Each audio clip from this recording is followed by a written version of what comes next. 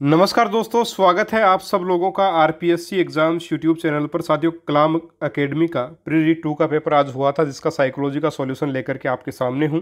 और स्टार्ट कर लेते हैं अपने पेपर को। आपके कितने प्रश्न सही हुए कमेंट करके जरूर बताइएगा। इसके अलावा आपको किसी प्रश्न में डाउट हो तो आप वो भी बता सकते हैं। पहला प्रश्न आपके सामने कि बंडूरा के अनुसार प्रेक्षण अधिगम में विभिन्न प्रक्रियाएं शामिल हैं जो एक निश्चित क्रम का अनुसरण करती हैं, और वो क्रम आपको बताना है। तो सबसे पहले अवधान ही होता है, सही बात है। दूसरा स्मृति और प्रतिधारण यानी कि मेमोरी रिटेंशन, बिल्कुल यही होगा।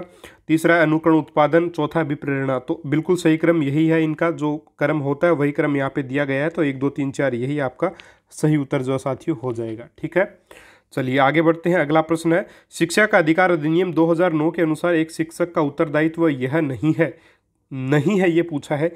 ठीक है, ए विद्यालय में उपस्थित होने की नियमितता। 2 विनिर्दिष्ट समय के भीतर संपूर्ण पाठ्यक्रम करना। सी है माता पिता और संरक्षकों के साथ नियमित बैठक कर बालक की शिक्षण प्रगति से अवगत कराना। और डी है पाठ्यक्रम का निर्धारण एवं निर्माण। तो देखिए, विद्यालय में उपस्थित होने में नियमितता, ये तो बिल्कुल सही है, इसमें तो कोई डाउट नहीं है। अगला भी सही है, संपूर्ण पाठ्यक्रम समय पर करवाना। और माता पिता को बिल्कुल जानकारी अवगत कराना एक प्रकार से बच्चों के प्रोग्रेस है, ये भी सही है। तो ऑप्शन डी पाठ्यक्रम का निर्धारण और निर्माण जो वो अध्यापक का कार्य नहीं है, ये सही उत्तर होगा आपका। ठीक है, चलिए तीसरा प्रश्न देखते हैं। विकास के सिद्धांतों के विषय में निम्नलिखित में से कौन सा कथन गलत है? ए विकास वंशानुगतता और वातावरण के बीच सतत अन्योन्य क्रिया से होता है। गलत कथन पूछा आपको है ना, गलत और नहीं शब्द को अंडरलाइन कर लिया करो हमेशा ताकि गलती ना हो। तो ये तो सही बात है, देखिए ये कथन सही है। दूसरा, विकास परिपक्वन और अधिगम पर आधारित होता है। परिपक्वता और अधिगम पर आधारित होता है विकास, निश्चित ही सही बात है। फिर विकास केवल परिमाणात्मक होता है जिसका मापन किया जा सकता है। तो सब आसानी से बता सकते हैं। अपन ने जो प्री रीड 4 लिया था उसमें भी कुछ इस प्रकार का प्रश्न मैंने आपको दिया था। तो विकास देखिए परिमाणात्मक, केवल परिमाणात्मक नहीं होता। विकास क्या होता है? विकास साथियों गुणात्मक आपका रहेगा। ठीक है, विकास क्या होता है? गुणात्मक परिवर्तन भी इसमें सम्मिलित होते हैं और जिनको अपन माप नहीं सकते। ठीक है, तो यहाँ पे परिमाणात्मक होगा जरूर क्योंकि अभिवृद्धि इसमें आती है, लेकिन केवल यहाँ पे गलत शब्द आ जाता है, इसलिए सी वाला यहाँ पे गलत है। चौथा ऑप्शन है प्रत्येक बालक विकास के सभी चरणों से गुजरता है फिर भी उसमें व्यक्तिगत विभिन्नताएं होती है। तो बिल्कुल ठीक बात है ये तो। चलिए प्रश्न नंबर 4 की बात अगर अपन करें, ये आपके सामने देखिए चौथा प्रश्न है। प्रश्न नंबर 4, उत्तर बाल्यावस्था की विशेषता नहीं है। लगभग 10 से लेकर के 12 वर्ष या 9 से लेकर के 12 वर्ष तक का जो आपका समय है वो माना जाता है उत्तर बाल्यावस्था। इसकी विशेषता जो नहीं है वो आपको बताना है।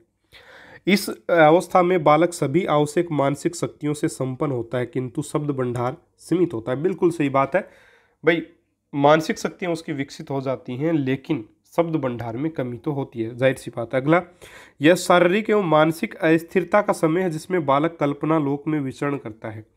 ठीक है, अगला, इस काल में बालक में नई खोज करने घूमने की प्रवृत्ति, यह सही है।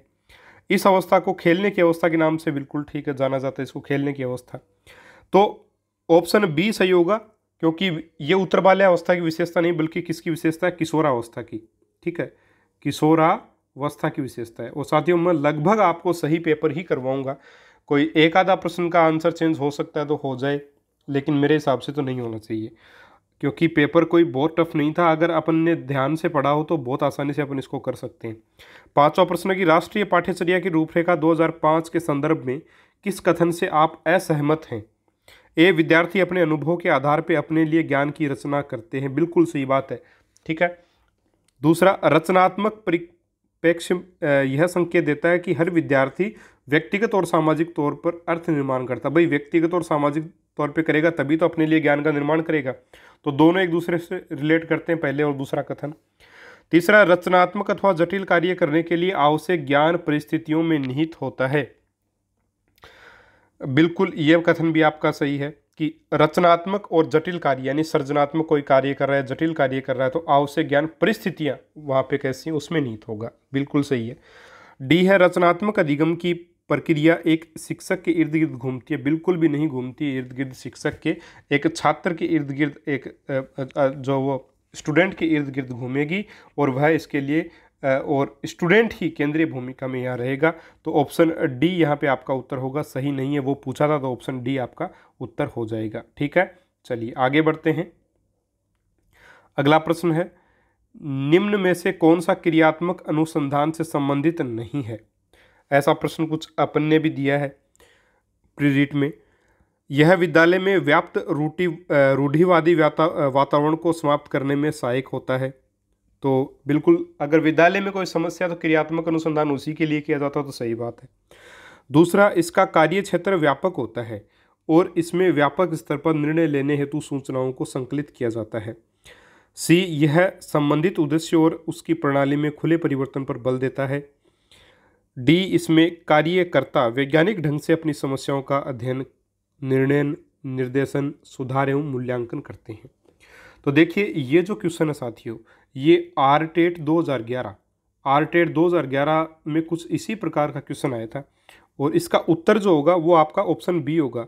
इसका कार्य क्षेत्र व्यापक होता है, इसमें व्यापक स्तर पर निर्णय लेने हेतु सूचनाओं को संकलित किया जाता है। गलत कथन है, क्योंकि ये मौलिक अनुसंधान का है। किसका है ये?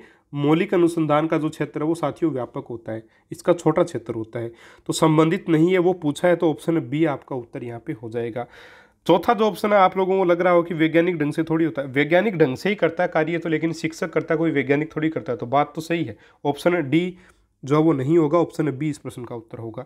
बाकी अगला प्रश्न है, राजस्थान में सीखने के प्रतिफल निर्धारित मापदंडों के साथ किस शैक्षणिक सत्र में शामिल कर लिया गया? 2017-18, बहुत बार बता चुका हूँ आप लोगों को। अगला आपका प्रश्न है, बुद्धि को किस योग्यता के रूप में परिभाषित किया जाता है?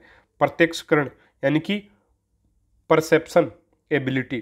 तो बिल्कुल आपका परसेप्शन योग्यता माना गया बुद्धि को, तो ये तो आपका सही है। और अगला है आपका साथियों, सीखने की योग्यता है, समझने की योग्यता है, जानने की योग्यता है। तो बिल्कुल सारी बातें सही हैं और ऑप्शन नंबर आपका डी यहाँ पे सही उत्तर हो जाएगा। 1, 2, 3 और 4 ये आपके सारे के सारे यहाँ पे सही हैं। ठीक है, चलिए आगे बढ़ते हैं। अगला आपका प्रश्न है,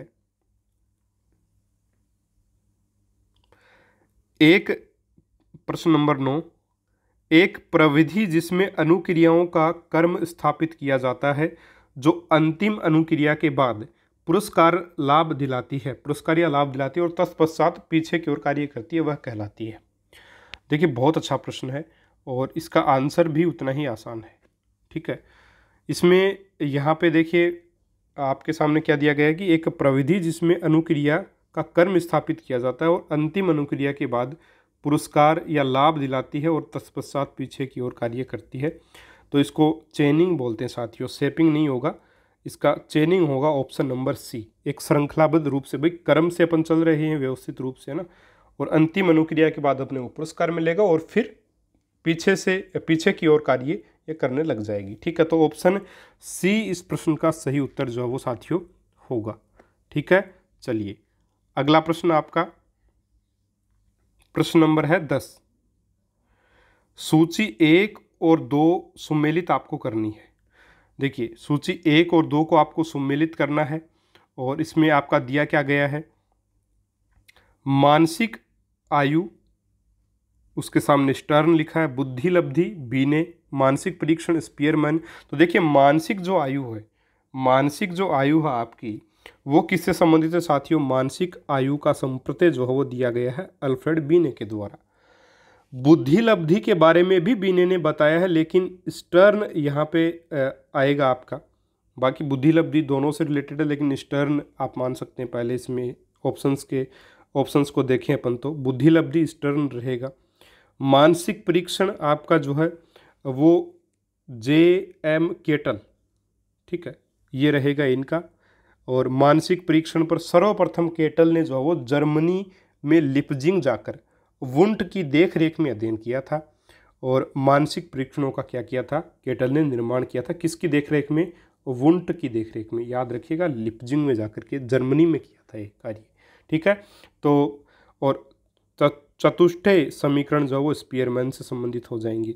तो इस प्रश्न का जो उत्तर बना इस हिसाब से अगर देखें तो ए में दूसरा, बी में पहला, सी में चौथा और डी में आपका तीसरा, यानी ऑप्शन नंबर बी आपका सही उत्तर साथियों रहेगा। ठीक है, अगला प्रश्न है, निम्न में से किस अवस्था को अभिप्रेरणा की सर्वोत्तम अवस्था के रूप में समझा जा सकता है?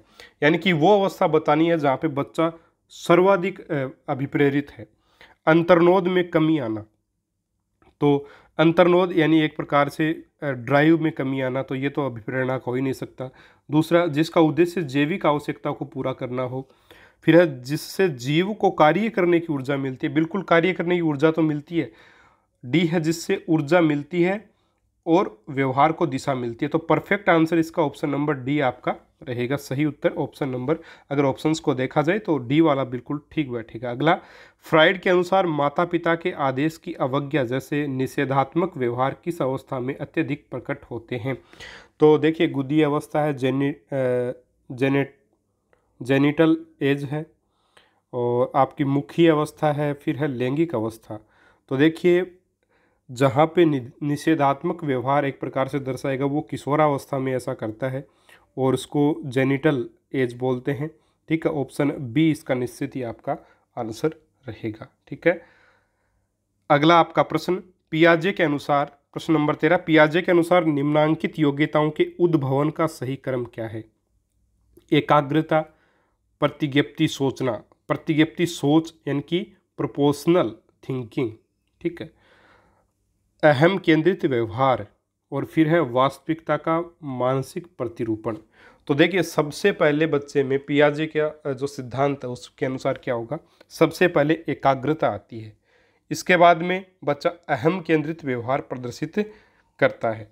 ठीक है, अहम केंद्रित व्यवहार प्रदर्शित करेगा, और अहम केंद्रित व्यवहार के बाद में वह वास्तविकता का मान, यानी कि अगर कोई चीज़ अपन उसको बता रहे हैं, ठीक है, तो वो अपने वास्तविकता जो भी उसका मानसिक चित्र अपने दिमाग में, यानी अमूर्त चिंतन एक प्रकार से इसको बोले तो सही होगा, वो करने लग जाएगा, और उसके बाद में प्रपोर्शनल थिंकिंग भी वो करने लग जाएगा। तो सही क्रम जो यहाँ पे बनेगा, जो ऑप्शंस को अपन देखें तो यहाँ पे 1, 3, 4 और 2, ऑप्शन सी इस प्रश्न का जो वो करेक्ट आंसर आपका रहेगा। ठीक है, अगला आपका प्रश्न कि ऑलपोर्ट के अनुसार, क्योंकि देखिए यहाँ पे ऑप्शंस को इस प्रकार काटा जा सकता है कि सबसे पहले वास्तविकता का मानसिक चित्र प्रतिरूपण नहीं हो सकता। ऑप्शन ए और डी तो आपका, ए और बी तो आपका सीधा कटेगा। इसके बाद में पहला एकाग्रता, और चौथा आपका दे रखा है वास्तविकता का मानचित्रण, यानी अमूर्त चिंतन हो गया, तो अमूर्त चिंतन अहम केंद्रितता से पहले नहीं हो सकता, तो ये भी नहीं होगा। ऑप्शन सी आपका उत्तर हो जाएगा। ठीक है, अगला आपका प्रश्न, ऑलपोर्ट के अनुसार व्यक्ति के शील गुणों का सही युग्म कौन सा है? तो देखिए, कार्डिनल वगैरह, सेंट्रल वगैरह बताएं आपको, तो उस हिसाब से अगर देखें तो इस प्रश्न का जो उत्तर बनेगा, ये सीधा प्रश्न उठाया गया है, ऑप्शन ए इसका होगा, मौलिक, केंद्रीय और गौण, जिसको इंग्लिश में देख करके अगर आप करते तो बड़े आसानी से कर पाएंगे। ठीक है, क्योंकि कार्डिनल वगैरह जो है उसी में बताया गया है ऑलपोर्ट के द्वारा, शील गुणों का सही युग्म जो होगा वो मौलिक, केंद्रीय और गौण, यानी ऑप्शन ए आपका सही उत्तर यहाँ पे रहेगा। ठीक है, अगला प्रश्न, निम्नलिखित में से किसका संबंध आगमनात्मक तर्कणा से है? आगमनात्मक चिंतन से, या अपन सीधा सा बोले तो आगमनात्मक चिंतन, यानी आगमनात्मक चिंतन नहीं, सॉरी, तर्क, आगमनात्मक तर्क से किसका संबंध है? ए, पहले से ही अनुमान लगाने की योग्यता, पहले से अनुमान लगाने की योग्यता, अनुमान लगाने की योग्यता देखिए नहीं होगी आगमनात्मक, तो ये तो नहीं है। बी है बहुत से प्रेक्षणों से निष्कर्ष निकालना। सी है एक विशेष से दूसरे विशेष का अनुमान लगाना। डी है इस बात का मूल्यांकन कि क्या दो आधार वाक्यों में निष्कर्ष निकलता है, इस बात का मूल्यांकन, तो मूल्यांकन ये वाला भी नहीं होगा। यहाँ पे देखें तो देखिए, एक विशेष से दूसरे विशेष का अनुमान लगाने का मतलब है, एक एग्जाम्पल मैंने लिया और उसी प्रकार का दूसरा एग्जाम्पल अगर मैंने, एक एग्जाम्पल मेरे को करवा दिया या फिर मैंने देखा और उसी के आधार पे मैं दूसरा एग्जाम्पल कर रहा हूँ, तो अगर यहाँ पे देखा जाए तो अपन ने पहले जो चीज़ की उससे अपन दूसरी कर रहे हैं, तो ये तो निगमनात्मक में आ सकता है, इसमें नहीं आएगा। तो इसका जो सही उत्तर होगा, बहुत से प्रेक्षणों, यानी कि काफ़ी सारे अपन क्या करते हैं, एक ही टाइप के काफ़ी सारे एग्जाम्पल्स अपन करते चले गए और लास्ट में अपन ने एक नियम बना दिया। तो उदाहरण से नियम की ओर अपन यहाँ पे चल रहे हैं, तो ऑप्शन बी जो है वो सही उत्तर ज़्यादा यहाँ पे रहेगा। अगला प्रश्न, एक छात्र रात में अपने दोस्त के साथ बारात में शामिल होना चाहता है, परंतु उसी समय अपने माता पिता के साथ खरीदारी करने भी जाना चाहता है। मैंने आपको बताया कि दोनों पॉजिटिव अगर बातें हों तो आपका अप्रोच ठीक है कन्फ्लिक्ट होता है, यानी उपागम द्वंद्व होता है, तो ऑप्शन ए सीधा सा इस प्रश्न का आंसर आपका हो जाएगा। ठीक है, अगला आपका प्रश्न, निम्न में से कौन सी विशेषता आकलन की नहीं है?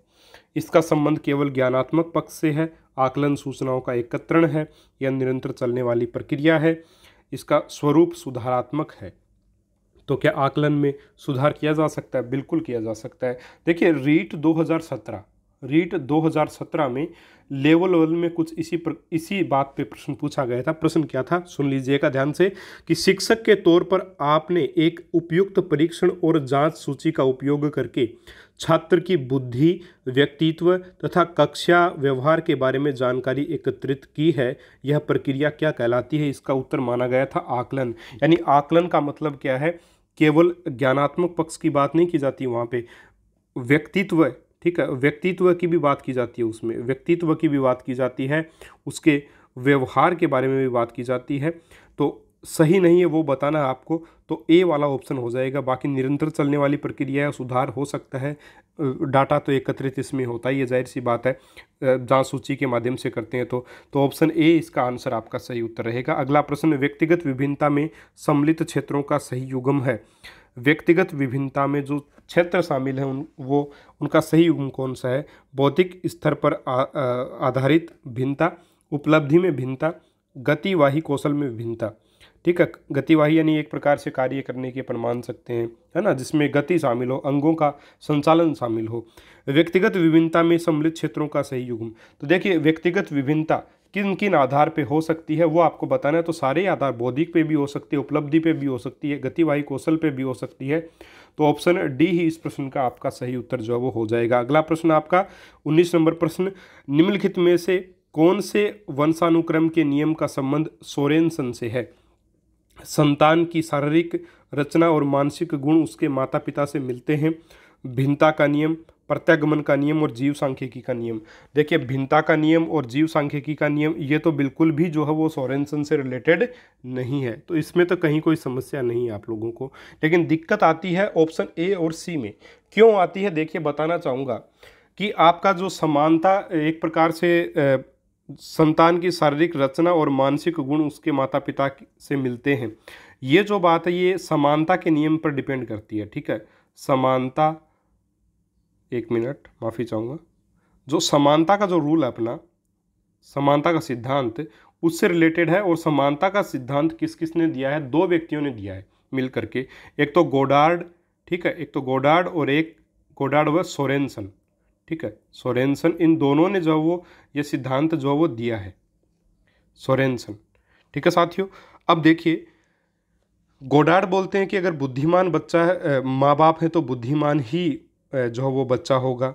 सोरेनसन भी यही बात बोलते हैं, लेकिन सोरेनसन एक बात साथ में और बोलते हैं कि जो बच्चे की जो शारीरिक संरचना है, शारीरिक संरचना, बच्चे की शारीरिक संरचना जो है वो डिपेंड करेगी उनके माता पिता पर। ठीक है, उसके ऊपर बच्चे की शारीरिक संरचना पर माता पिता का प्रभाव पड़ता है, ये मानना है किसका? सोरेनसन का साथियों, ये मानना है।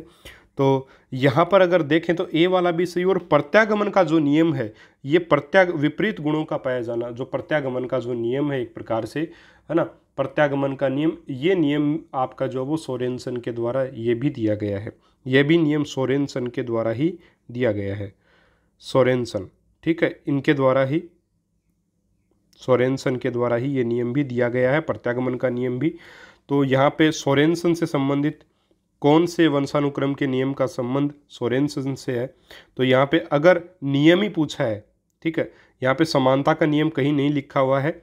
हालांकि ये बात जो सोरेनसन की बोली हुई थी, यानी कि ऑप्शन ए और सी में डाउट है यहाँ पे, लेकिन इसमें अगर आप देखें तो मैं इसमें ऑप्शन सी के साथ इसलिए जा रहा हूँ क्योंकि साथियों इसमें यहाँ पे बात क्या की गई है, पूछा गया है नियम का संबंध सोरेनसन से, नियम का संबंध बताना है, तो फिर ऑप्शन ए होगा, ऑप्शन सी होगा प्रत्यागमन का नियम।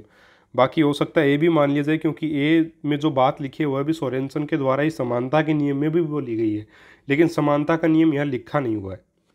ठीक है, चलिए आगे बढ़ते हैं। 19वां आपका प्रश्न है, और इस प्रश्न के संबंध में आपका क्या कहना है आप ज़रूर बता सकते हैं।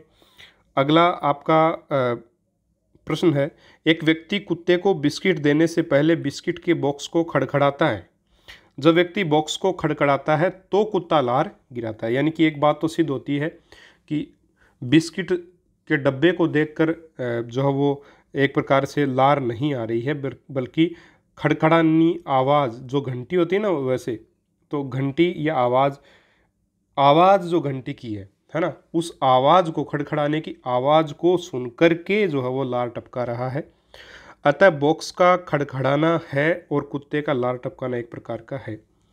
तो स्वाभाविक प्रक्रिया एक प्रकार से अपन माने तो यहाँ पे प्रतिक्रिया अगर अपन माने तो CR यहाँ पे आपका उत्तर होना चाहिए। बॉक्स का खड़खड़ाना CS, ठीक है, और ये CR आपका ऑप्शन ए जो है वो सही होना चाहिए यहाँ पे। अगला आपका प्रश्न है, एक बालक का भाषा विकास मुख्यतः निर्भर करता है अभिप्रेरणा पर, अनुबंधन पर, अनुकरण पर या उपयुक्त सभी पर। अगर बात की जाए मुख्यतः शब्द की तो देखिए अनुकरण यहाँ पे आंसर होगा आपका, लेकिन स्किनर ने क्या बोला है, स्किनर के अनुसार भाषा विकास अनुकरण और पुनर्बलन यानी अभिप्रेरणा पर भी डिपेंड करता है। तो एक बालक का विकास, भाषा विकास मुख्यतः निर्भर करता है, अभिप्रेरणा पर भी करेगा, अनुकरण पर भी करेगा और अनुबंधन पर भी करेगा। तो ऑप्शन डी इस प्रश्न का जो है वो आपका आंसर रहेगा, ऑप्शन नंबर डी। ठीक है साथियों, चलिए अगला आपका प्रश्न है, प्रश्न नंबर 22। निम्नलिखित में से असत्य कथन का चयन कीजिए। चिंतन एक संज्ञानात्मक प्रक्रिया है। बी, समस्या उस परिस्थिति को कहते हैं जिसके असत्य कथन को आपको देखना है। समस्या उस स्थिति को कहते हैं जिसके लिए मनुष्य के पास पहले से ही समाधान तैयार होता है। सी, समस्या समाधान व सृजनात्मक चिंतन के पदों में कोई विशेष अंतर नहीं होता। एक ही बुद्धि लब्धि स्तर के बालकों की सृजनशीलता में बहुत विभेद होता है। तो देखिए असत्य कथन आपको बताना है, तो यहाँ पे एक ही बुद्धि लब्धि स्तर के बालकों की सृजनशीलता में बहुत विभेद होता है, तो जाहिर सी बात है विभिन्नता तो होगी, ये तो सही कथन है। इसके अलावा चिंतन एक संज्ञानात्मक प्रक्रिया, बिल्कुल एक संज्ञानात्मक मानसिक प्रक्रिया ही है चिंतन, और असत्य कथन आपको बताना है। दूसरा आपका पॉइंट है कि समस्या उस परिस्थिति को कहते हैं जिसके लिए मनुष्य के पास पहले से ही समाधान होता है। तो अगर ऐसी समस्या जिसका समाधान अपने पास पहले से है तो रीट का पेपर कैसा भी आ जाए अपन उसको तो आराम से सॉल्व कर देंगे, तो गलत चीज़ है ना। समस्या जो उस स्थिति को नहीं कह सकते अपन जिसका समाधान अपने पास हो, समाधान बनाना पड़ता है अपने को। और समस्या समाधान जो है वो सृजनात्मक चिंतन के पदों में कोई विशेष अंतर नहीं है, बिल्कुल सही बात है। समस्या समाधान एक प्रकार से अगर कर रहे हैं तो उसमें सृजनात्मक चिंतन बिल्कुल निश्चित तौर पे होगा। ठीक है, तो 22वां प्रश्न 22वें प्रश्न का ऑप्शन बी सही होगा। प्रश्न नंबर 23 आपके सामने कि निम्न में से कौन सा संप्रत्यय रचनात्मकवादी पाठ्यचर्या के अनुप्रयोग से संबंधित है। रचनात्मकवादी यानी एक प्रकार से सृजनात्मक पाठ्यचर्या, खोजना, व्याख्या, उत्तेजना और मूल्यांकन संबंधित नहीं है वो बताना है। तो खोज करना, मूल्यांकन तो होगा ही होगा, उत्तेजना रचनात्मकता में होगी या सृजनात्मकता के लिए एक प्रकार से बालक का उत्तेजित होना किसी कार्य को करने के लिए ज़रूरी है। खोज यानी कि अभिप्रेरित होना, उत्तेजित होना, खोजना, ये सारी ज़रूरी है। व्याख्या नहीं होगा, ऑप्शन नंबर बी आपका उत्तर हो जाएगा। अगला प्रश्न, प्रतिभाशाली बालकों की पहचान के लिए हमें सबसे अधिक महत्व किस चीज़ को देना चाहिए। अध्यापक के निर्णय को, जीविकोपार्जन के लिए चुने गए व्यवसाय को, बालक के परिवार की पृष्ठभूमि को, वस्तुनिष्ठ परीक्षणों को। तो ये तो सीधा सा आंसर है, किसी प्रकार का डाउट नहीं होगा, ऑप्शन डी इसमें सही हो जाएगा। अगला आपका प्रश्न है, निम्नलिखित में से कौन सी विशेषता मुख्यतः अवधान कमी संबंधी विकार ग्रसित बालक की नहीं होकर डिसलेक्सिया की है। अब देखिए सबसे पहले मैं आपको बताना चाहूँगा यहाँ पे आपको क्या बताना कि देखिए ग्रसित बालक की नहीं होकर डिसलेक्सिया, यानी डिसलेक्सिया से संबंधित समस्या यहाँ पे कौन सी वो बतानी है। इससे पहले बताने से पहले अपन बात करना चाहेंगे डिसलेक्सिया पर कि डिसलेक्सिया है क्या।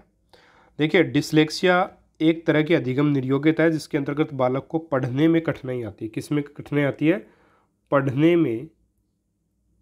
में कठिनाई आती है। ठीक है साथियों, पढ़ने में इसमें कठिनाई आती है और पढ़ने में कठिनाई आएगी। और इसके लक्षण क्या हैं? एक तो देखिए भाषा विकास में देरी। भाषा विकास इस प्रकार के बच्चों का बहुत धीरे होता है। नए शब्दों को सीखने में इनको कठिनाई आती है, जैसे चेकोस्लोवाकिया शब्द बोला नहीं जाएगा इनसे, या कुछ इस प्रकार के शब्दों में समस्या आती है बोलने में। इसके अलावा ब्लैक बोर्ड से अगर नोटबुक में कॉपी में कुछ लिख रहे हैं, ठीक है, अगर यानी कि अपन टीचर अगर बोर्ड पे कुछ लिखा दिया या कॉपी में कुछ लिखने को दे दिया तो उसकी नकल भी ये सही से नहीं कर पाते हैं, स्पेलिंग सही से नहीं बोल पाते हैं, मीनिंग वगैरह नहीं बता पाते हैं, उल्टे सुल्टे बोलते रहते हैं ना, और पढ़ते समय भी गलतियां करते हैं, बहुत ज़्यादा गलतियां करते हैं। तो ये डिसलेक्सिया की समस्या है। ठीक है, और यहाँ पे ऑप्शन ए इसका सही उत्तर होगा। शब्दों के अक्षरों की स्थिति में उलटफेर कर देना, यानी पढ़ने में कठिनाई एक प्रकार से महसूस होना, ऑप्शन ए इसका उत्तर होगा। बाकी श्रवण करने में असफलता, एकाग्रता में कमी, कार्य संपादन में कोई स्थायित्व नहीं, ये सारे अवधान यानी कि ध्यान से संबंधित कमी है। ठीक है, चलिए अगला अटेंशन से, अवधान मतलब अटेंशन से रिलेटेड आपका जो वो प्रॉब्लम है। ठीक है, अगला आपका प्रश्न है कि निम्नलिखित में से कौन सी मंद बुद्धि बालक की विशेषता नहीं है? मंद बुद्धि बालक जिसकी बुद्धि लब्धि 25 से लेकर 70 होती है के मध्य होती है, ये बात तो ठीक है, अपने को नहीं है वो बतानी है। फिर शैक्षिक रूप से पूर्णतः अशिक्षणीय, तो क्या मंद बुद्धि बालकों को बिल्कुल भी नहीं पढ़ाया जा सकता? ऐसा तो नहीं है, पढ़ाया जा सकता है, उनको भी विशेष तरह के उपकरण भी उनके लिए काम में लिए जाते हैं। तो ये कथन आपका एक तो गलत है। यहाँ पे आगे भी देख लेते हैं। असामान्य व अनियंत्रित मानसिक क्रियाएं, तो मानसिक क्रियाएं असामान्य व अनियंत्रित मानसिक क्रियाएं, ठीक है, सही है। फिर है डी बौद्धिक न्यूनता, बिल्कुल दिमाग तो कम होता है, इसमें तो कोई कमी नहीं, बुद्धि की कमी जरूर पाई जाती है। तो ऑप्शन बी ही इस प्रश्न का उत्तर जो बनेगा। ठीक है, अगला आपका प्रश्न नंबर 27 है। निम्न में से कौन सी परबलन की प्रस्तुति का संबंध सकारात्मक दंड से है? सकारात्मक दंड से संबंध किसका है यहाँ पे बताना आपका।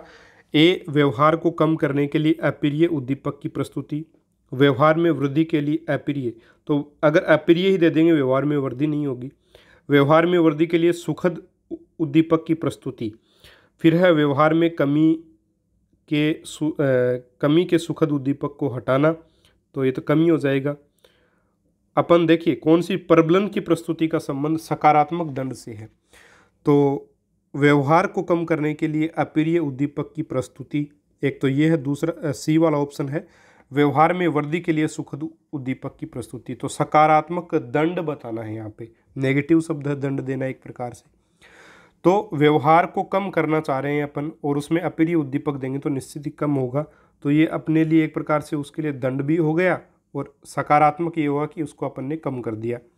तो ए वाला सही है यहाँ पे, ऑप्शन ए इसका उत्तर जो वो रहेगा। ठीक है, चलिए अगला आपका प्रश्न है। अधिगम की विशेषता नहीं है, व्यवहार में परिवर्तन। प्रश्न क्या है? अधिगम की विशेषता नहीं है, तो व्यवहार में परिवर्तन तो है। ठीक है, अगला अधिगम मानव संस्कार अथवा क्षमता में परिवर्तन है। अधिगम मानव संस्कार अथवा क्षमता में परिवर्तन है, देखेंगे इसको, बात तो वैसे ठीक है ये भी। अगला है अधिगम का प्रयोग उन क्षमताओं तथा संस्कारों में परिवर्तन के लिए उपयोग होता है जो परिपक्वता के कारण होते हैं। फिर है अधिगम व्यक्ति में एक परिवर्तन है जो उसके वातावरण और परिवर्तनों के अनुसरण में होता है, ये भी सही है। देखिए अधिगम एक प्रकार से परिपक्वता के कारण नहीं होता, अपन पढ़ते हैं अधिगम का प्रयोग उन क्षमताओं अथवा संस्कारों में परिवर्तन के लिए उपयोग होता है जो परिपक्वता के कारण होते हैं, तो परिपक्वता से रिलेटेड नहीं होगा। ऑप्शन सी इस प्रकार का, इस प्रश्न का जो वो सही उत्तर आपका यहाँ पे हो जाएगा। ठीक है, अगला प्रश्न, कोहलबर्ग के अनुसार निम्नलिखित में से कौन सा नैतिक विकास का स्तर है? कोहलबर्ग ने देखिए कन्वेंशनल स्तर, पोस्ट कन्वेंशनल स्टेज ये बताइए आपकी, तो इंग्लिश वाले में आप देख पाएंगे पोस्ट कन्वेंशनल, है ना, पश्च रूढ़ि नैतिक तर्कणा, ऑप्शन बी सही उत्तर हो जाएगा। अगला प्रश्न, अधिगम के संपर्त्य निर्माण एवं समस्या समाधान जैसे घटक किसके द्वारा प्रतिपादित किए गए? संज्ञानवादी, व्यवहारवादी, प्रतीकवादी या इनमें से कोई नहीं। तो संपर्त्य निर्माण, समस्या समाधान ये सारे संज्ञानवादियों के द्वारा प्रस्तुत किए गए, तो ऑप्शन ए यहाँ पे आपका उत्तर जो वो हो जाएगा। ठीक है, तो ये था इनका पेपर आपका। ठीक है, साइकोलॉजी का पेपर जिसका सॉल्यूशन आपको करवाया गया है। उम्मीद करूँगा आपको पसंद आया होगा, और अगर पसंद आया लाइक कीजिए, वीडियो को ज़्यादा से ज़्यादा शेयर कीजिए अपने दोस्तों के साथ, चैनल को सब्सक्राइब कीजिए।